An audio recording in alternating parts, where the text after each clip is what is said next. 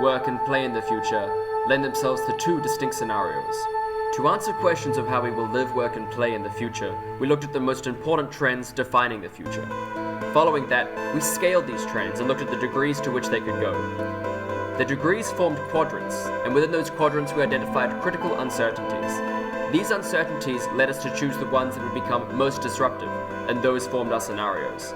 Following that, we made predictions based on trends. Within these trends were sub-trends that drove the predictions and helped us understand the framework for defining the future. Our sub-trends were driven by current events. We looked at the interlocutions of these current events and identified the sub-trends. This allowed us to make sure that our predictions were valid and substantiated and would actually have an uncertain effect on the future.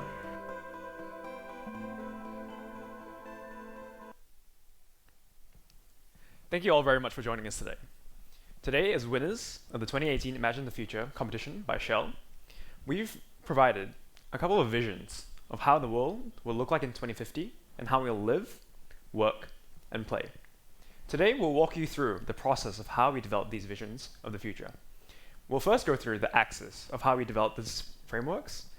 Second, we're going to look at the main trends driving these changes. Third, we're going to show you and give you an insight into the scenarios that we've developed. And finally, we're going to ask, why should we care and how can we prepare for these two visions of the future?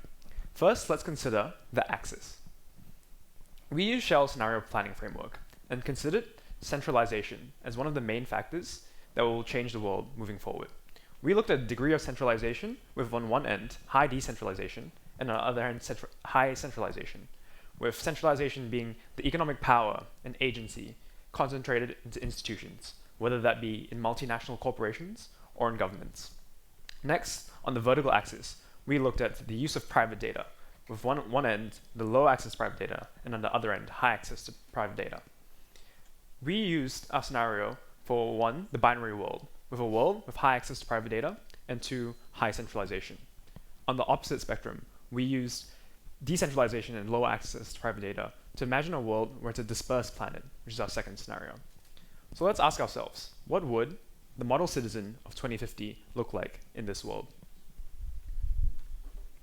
Hi everyone, my name is Adila and I'm a 32-year-old living and working in an Asia-Pacific city in 2050.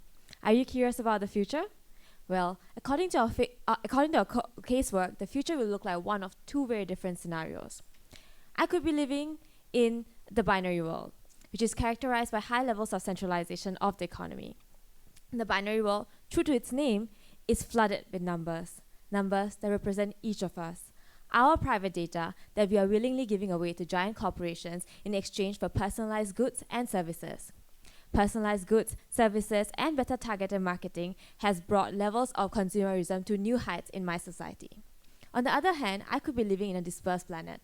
The dispersed planet is characterized by low levels of centralization of the economy, and there is a lot of market competition due to the numerous businesses that operate at the same time. In a dispersed planet, the consumer is aware of the value of their private data and restricts its use.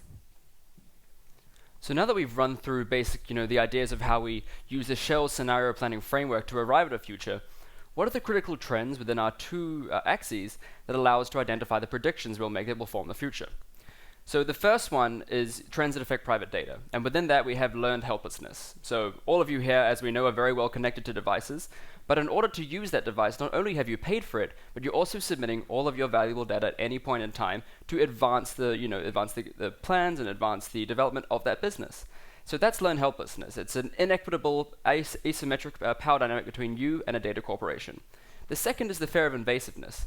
Now that's about how much of your private data are you willing to give away to access that valuable good or service. Not many of us ask that question about our own invasion into privacy because the repercussions of which may not really have happened yet. And of course the third one is the commoditization of private data. As you'll see in a minute, we imagine data in the future to be some kind of public utility in both scenarios. Data is the new oil. That's an unfortunate buzzword, but it definitely is something that we believe in. And this means that we can look at the value and ownership of your own private data.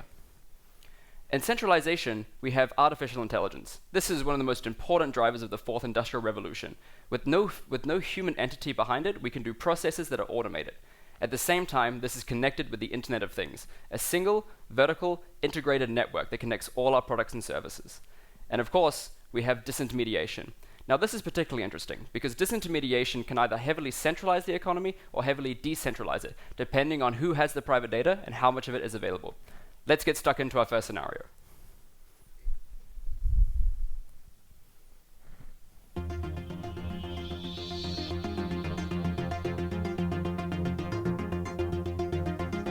In our first scenario, the future arrives fast. In this future, all our personal data can be collected, analyzed, and processed to deliver an unprecedented amount of personal experiences. We call this future the binary world. We expect to see an overhaul in transport efficiency as urban settlements become more planned and coordinated. Wastage will be minimized through tracking and recycling programs. Individuals will willingly have their data collected and analyzed to make life more comfortable and more efficient. Our education will be customized to our competency, and our entertainment will be tailored to our personal preferences. Our homes and buildings will respond to our biological data, all connected across the Internet of Things network. Advances in the efficient power grid and carbon taxing will power a world that divests from fossil fuels to maximize power output with minimal wastage. Eventually, we expect the acceleration of fusion technologies. Meanwhile, data companies will split up into smaller subsidiaries or enter public-private partnerships. In the binary world of 2050, data will become a public utility. So our first scenario is the binary world. And the reason this scenario is called the binary world is due to the fact that individuals have few choices. They can choose between A and B or 0 and 1. In this world, individuals will experience high levels of centralization and firms will have greater access to private data. As a result, a few large firms will be able to provide most of society's needs. Now, moving on to the predictions that we have for this scenario. As mentioned in the video, we will experience the Internet of Things, or IoT, integrated in many aspects of our lives in regards to public transit and even national defense. Additionally, in the home, appliances and devices will be connected on a smart network, helping to maximize energy efficiency. In this world, individuals will also be willing to give up more and more private data and access for personalized services. Now, this translates to education, where in the classroom, VR and smart toys dominate. Additionally, a few large firms control most of work and employment in this world. Now, I've spoken quite a bit about some of the predictions we have on a macro level in this world. But what exactly does, for instance, integrated infrastructure mean for Adila in 2050? I love driving in Jakarta. Traffic jams are rare and accidents are a thing of the past. This is all thanks to an integrated infrastructure that enables all cars on the road to communicate with each other using smart devices and real-time data. So what this means is that if there's a car in front of me that takes a wrong turn, the smart device on my car is alerted, and I am then empowered to make the right decision and avoid traffic jams and accidents along the way. And what does personal education analytics mean for Adila in 2050? So my son has just started schooling in Singapore.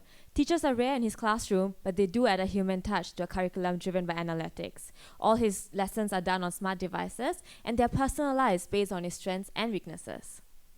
Let's consider some of the energy impacts in the binary world.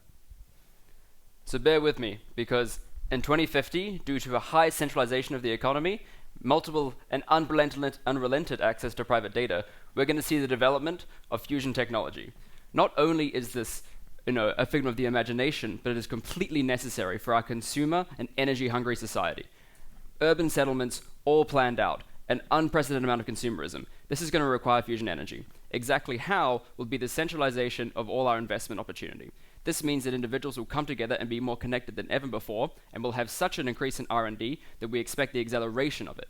Of course, this happens, we think, in more the end period of the 30-year period that we're looking at. So until we get there, we still have to deal with the fossil fuel divestment problem. Now, this will mean that we expect smart central grids to be integrated. This will reduce wastage of the energy grid, and at the same time, make sure that we power a society that is connected to each other in terms of the power grid. At the same time, access to private data opens up very exciting opportunities for the energy sector. Carbon pricing can return. This means that when we failed before to institute proper carbon pricing on the individual firm and government level, now that we have access to everyone's private data integrated on single networks, we should expect it to make a return and at the same time be in an efficient way.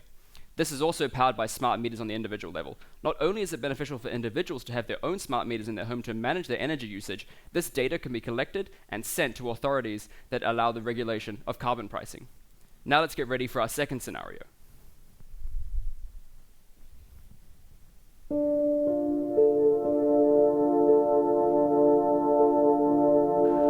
In our second scenario, the future is somewhat diverse.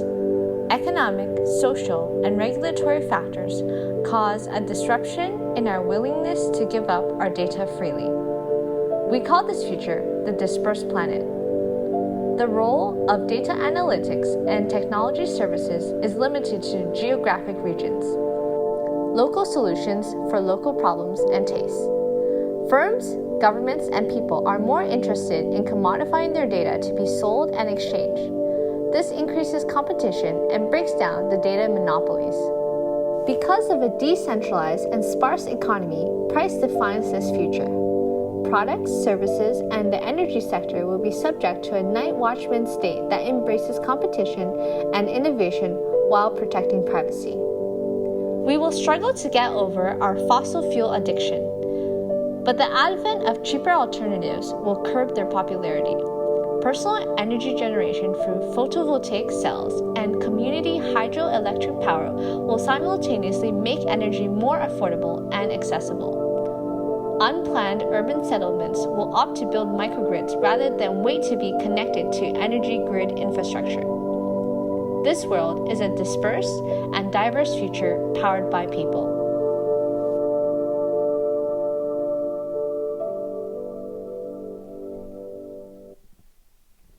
Let's dive into our second scenario, a dispersed planet. This is a world in which there's greater individual autonomy and choice, a decentralized economy, and greater disbursement and diversity of cities, locations, individuals, and institutions in the world.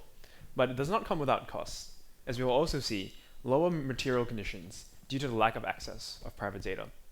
Let's consider some of the predictions we have for what the world will look like in this scenario. Firstly, we're going to see small firms and startups dominating the aviation industry and public transport market, as well as, most importantly, data becoming a competitive commodity where individuals can opt in and out and exchange their own personal data for a price at their own discretion. We're also going to see blockchain technology fostering disintermediation, as well as virtual personality synthesis, as we have more platforms for individuals to develop their own virtual personalities. And finally, we're going to see individual work becoming more localized, autonomous, and individualized. Let's ask what a dispersed planet means for our citizen of 2050 on the individual level. So what does private data commodification mean for Adila? So I have a free data bank software installed on my computer, which restricts any third-party entities from accessing my private data, unless of course I'm the one selling it to them. Now let's ask, what does virtual personality synthesis mean for Adila? So just like how you use Facebook for social media activities and LinkedIn for maintaining professional relationships, I'm able to use virtual personality platforms to earn some extra income on the side. I actually design clothing online and sell it on these platforms. Now let's dive into some of the energy impacts that we'll see as results of a dispersed planet. So in this planet, because private data and the lack of access to it doesn't drive the centralization of the economy as much as we see in the binary world, we actually see a decentralization of the energy grid. Now, a lot of our inspiration from this comes from developments already happening. And this means that personal energy generation systems on the individual and communal level could actually replace the desire to be connected to a larger grid. This is done through microgrid technologies and local methods for local solutions. So imagine, if you will, photovoltaic plants in large areas with large amounts of UV exposure. And at the same time, you're going to see communal hydroelectric. Now, what the energy impacts, of course, and how much energy use in this scenario is difficult to say. Well, the thing is, the most important determining factor in this scenario is price. Personal energy generation will become cheaper than waiting to be connected to a nationalized infrastructural grid. But at the same time, the use of energy, difficult to say. We could see electric vehicles become more cost competitive than petroleum vehicles, and that would drive down the use of petroleum. But at the same time, if everyone has a petrol vehicle, then we actually have, everyone has an electric vehicle, then we all have a rise in the use of energy. And this means that everything in the dispersed world could be very diverse, but ultimately not as connected as we see in the binary world. So what is the purpose of envisioning scenarios? The key purpose is to come up with critical insights that we can then apply to our daily lives. We have grouped these insights into three main groups. First, insights regarding the energy sector. Second, firms. And finally, individuals. Let's start at the individual level. So we all know that trends like globalization, democratization, and access to higher tiered education is becoming increasingly prevalent throughout the world. This, in addition to the trends that we have talked about in previous slides, leads us all to believe that individuals are going to be the foundation of change. So you as an individual, what can you do to prepare for the future? So two things. First, self-education on consumer rights. Knowing exactly what kind of data you're giving to firms and what firms are allowed to take from you is critical to prepare for the future. Second, we believe that forming associations with individuals with like-minded tendencies is going to be really helpful for exerting political leverage on firms and states in the future. Next, let's look at firms. So regardless of which world we find ourselves in, we think that firms should certainly seek to maximize the amount of private data they can get access to in order to remain profitable. So, moreover, if you are a large firm and you find yourself in a scenario that resembles the Dispersed Planet, one thing you can do to prepare is to start finding ways to justify your market size and position. So one way to do this is to show that your economies of scale are being used to enhance consumer welfare rather than just profit margins. In contrast, if you are a small firm and find yourself in a scenario that resembles the binary world, what you can do is to be increasingly specialized in niches where you can exist as a natural monopoly. Alternatively, you can seek horizontal and vertical mergers and integrations to remain competitive. Next, let's look at the energy sector. So we all know that the energy sector is a sector that is characterized by heavy investment into infrastructure. What this means is that the energy sector tends to be slow to adapt to change and to modern trends. Right, this, we believe, can be counteracted by a culture of perpetual dynamism. So what we mean by this is that energy sector should invest more heavily into data-driven venture capitalism. By taking more risk, experimenting with more technologies, the energy sector will be able to counteract its sluggish nature when it comes to adapting to change. Regardless of which world we find ourselves in, we think the energy sector should work more closely with the data center industries and start forming strong ties today, because these sectors are going to be what will be driving energy consumption in the future. So, as my fellow group mates have mentioned earlier, with the development of fusion and microgrids, the energy sector is going to have more than just a critical role in society. It's going to be able to shape the future and what kind of world we want to live in.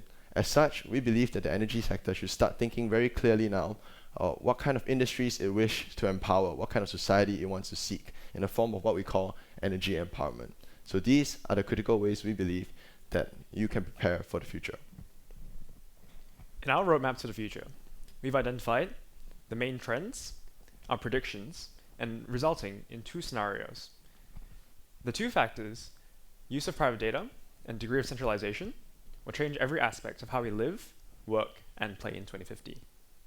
Asia-Pacific cities in 2050 will be unrecognizable to those that we know today. These two scenarios, the binary world and the dispersed planet, whether we'll see either of them or even a combination of both, provide us with an initial dichotomy for us to reflect on the equally disruptive changes that will change our imagination of life as we know it. Thank you.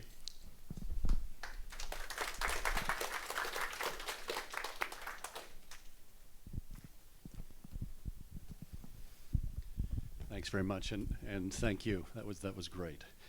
So we're going to open up for questions right now. We've got about 10 minutes.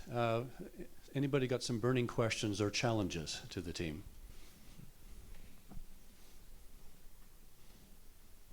Yeah. What was the experience like for you all running through this? Left to right. Yeah, I think one thing running through the scenarios was, I think the most difficult part was really, I think, identifying the main factors at start, so centralization and use of private data. I think it was really an issue of, I guess, looking at, all the noise in the world. Everyone's making all these predictions of how the world is going to be, or developing these scenarios of how the world is going to be in the future. So I was really looking through, like what are some of the big topics that people are talking about today, and trying to pass through that and really trying to identifying the fundamental ones that will then affect other things. So the ones which will have cascade effects. So for us, I think once we decided on 2 factors, those were that was the real roadblock or real challenge in doing so. And we were really trying to find things that I think, as Doug mentioned before, that weren't black or white. That weren't this is going to be, AI is going to be great for the world. It's going to have amazing impacts, and that's going to change the world. We really wanted to consider things that had both pros and cons, and could really go either way in terms of being fantastic for the world, or really causing a lot of damage as well. Yeah. And to add on very quickly, I felt that the sort of models that Shell provided us at the training session were very helpful, because prior to when we sort of decided to focus more on the model that we were taught, we were sort of, as Wen mentioned, sort of everywhere, because there's so many interesting things in the world right now to investigate, and it's really beneficial to narrow it down. So after a 7-hour long meeting, we were able to determine our axes. If I could quickly add, Sui Chen, we also had, in the various sessions with them, big debates about whether these big data conglomerates would be subject to breakup like AT&T and Standard Oil, or whether the world's different today. Any questions? Congratulations. I mean, great thoughts. Great thoughts that went through the whole thing. Thank you. You guys talk about how you live, right? What do you guys think? What is the future of work? Adela, Right. So in a dispersed planet, right, we look at people taking up more and more localized jobs and taking up multiple jobs at the same time, because they are able to, like, people are able to not specialize, but the fact is that there's so much decentralization going on. There are multiple firms that operate at the same time, and people are able to take up multiple jobs and operate as a virtual personality as well online. So in that way, we look at work as something that's very flexible in a dispersed planet, just like most of dispersed planet. But in the binary world, we look at work as something that's very, very structured. So people are working based on very structured hours. There's not much flexibility in how people can work, and in that way, we see that we try to put it in a more poetic manner when we're discussing it. It was more like your work life in the dispersed planet is more colorful, but your work life in the binary world is more structured, more disciplined. Yeah, I think to add on a slice of what Adila was speaking about, I think what we were considering really is, I guess, work as a function of economic agency, the choices you're able to make, what you're able to purchase, where you work, things like that. And so we were considering, I guess, the economic agency within centralization, and how centralization or degree of centralization or decentralization will affect your economic agency and how you work, and the decisions you are or are not able to make around that. Yeah. Steve?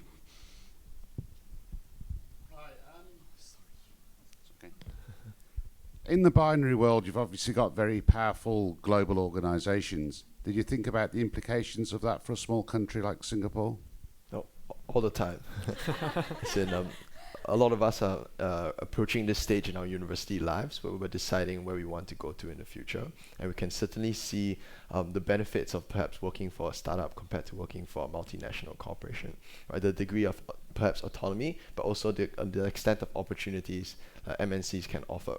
Right, so I think a large part of our scenario investigation actually looked at, in the binary world, what kind of forces could push back against the overarching effects of MNCs, and our conclusion was that the world of today is not like the world of like 1984 and George Orwell's 1984, right? But with the critical difference being that individuals today are much more educated, and they also have much more awareness of what is going on around in the world. Right now, if you just take out your phone and you scroll through your Facebook or your news channel, you can know exactly what's going on 20,000 kilometers away, right? What this means is that even as an MNC, it's much harder to kind of blindside people and hide things from people. There's a lot more transparency, and people are a lot more aware. Right? What this means is that as long as individuals are firm with their beliefs and form associations, they'll be able to push back, we think, against MNCs in a binary world.